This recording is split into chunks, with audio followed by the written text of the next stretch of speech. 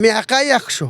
তো এই যে মমতা বন্দ্যোপাধ্যায়ের দ্বিচারিতা, তিনি নিজে কংগ্রেসের খেয়ে পড়ে কংগ্রেস থেকে এমপি হয়ে মন্ত্রী হয়ে আবার বিজেপির সঙ্গে হাত মিলিয়ে রেলমন্ত্রী হয়ে আবার নিজে বাংলার মুখ্যমন্ত্রী কংগ্রেসকে সঙ্গে হয়ে সেই কংগ্রেসকে কি করেছে, তাহলে নিজের গদ্দারি নিজের চলাফেরা নিয়ে তিনি কোনো দিন ভাবেন না যে আমি অপরকে কিভাবে কাদা ছুটছি, তার গায়ে কিভাবে তকমা লাগিয়ে দিচ্ছি।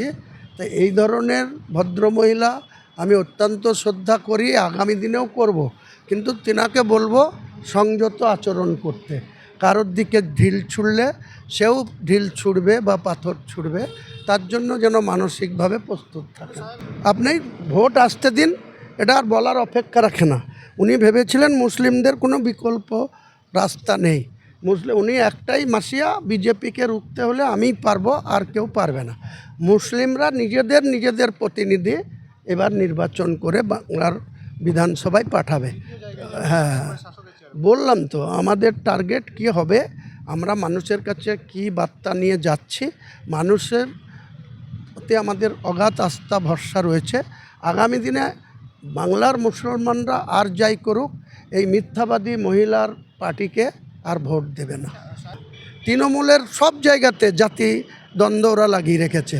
ওরা সংগঠনের কোনো পদ দিতে গেলেও হিন্দু মুসলমান বাঁচে, এই জায়গায় হিন্দু ছাড়া দেয়া যাবে না, এই জায়গায় মুসলিম হবে। এসব কে করে? মমতা ব্যানার্জি তো বিজেপির থেকে বড় হিন্দু। বিজেপির শুভেন্দু অধিকারী তো সনাতনী হিন্দু, সে ওপেন বলে, আর এ ভেতর থেকে পুরো হিন্দুত্ব করছে। সরকারি কোষাগার থেকে কিভাবে মন্দির করছে, কিভাবে সাগর মেলায় সাধু সন্ন্যাসীদের যাওয়ার জন্য 1700 কোটি টাকা খরচ করে ফ্লাইওভার করছে। আর মুসলিমদের কি দিয়েছে? কাঁচকালা। শুধু মুসলমানদের বলছে আমরা দুধেল গাই। এই দুধেল গায়ের জোড়া পায়ের লাথি আগামী দিনে তৃণমূল কংগ্রেস খাবে।